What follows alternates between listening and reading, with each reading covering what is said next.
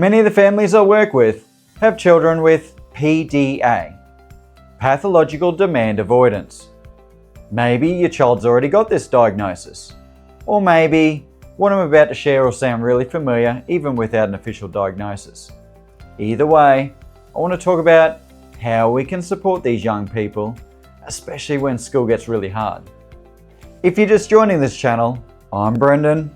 I've worked in schools for over 20 years, and now I specialise in helping families facing school distress and school refusal.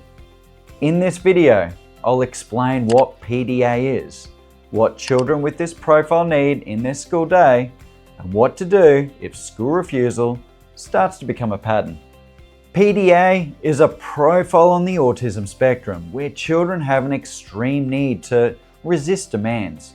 Even simple things or enjoyable things can feel really overwhelming because the moment they feel a sense of pressure or a loss of control, their body reacts with anxiety.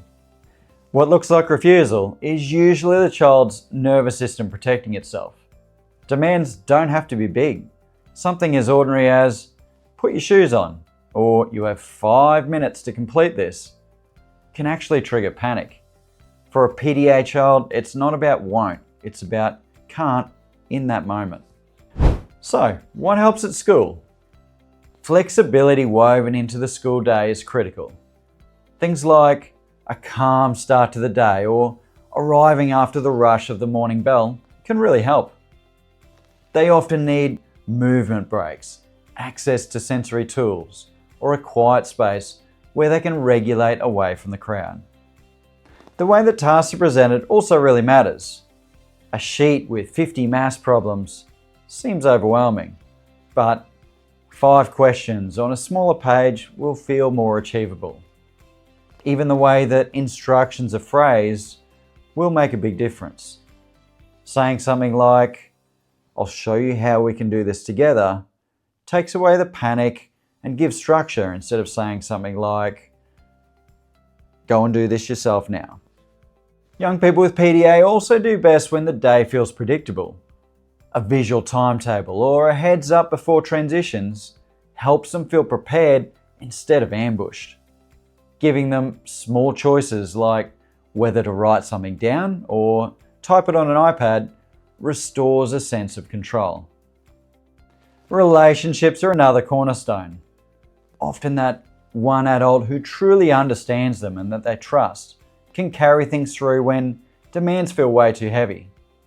Schools should also focus on their strengths, whether that's art, coding, music, or sport, so that the child's not only experiencing demands, but also moments of confidence and real pride when they do well. And finally, inclusion doesn't always mean same task, same way. Sometimes it's about alternative participation, giving answers verbally instead of written, working in small groups, or completing a task in a different format. Above all, the way teachers communicate is vital. A collaborative tone. How about we complete this task together can make a big difference between panic and engagement. But what if school refusal becomes a pattern? When your child simply can't get there most days? This is where forcing attendance almost always backfires for a young person with PDA. Instead, the focus becomes on how we can protect the child's mental health while slowly rebuilding trust with the school.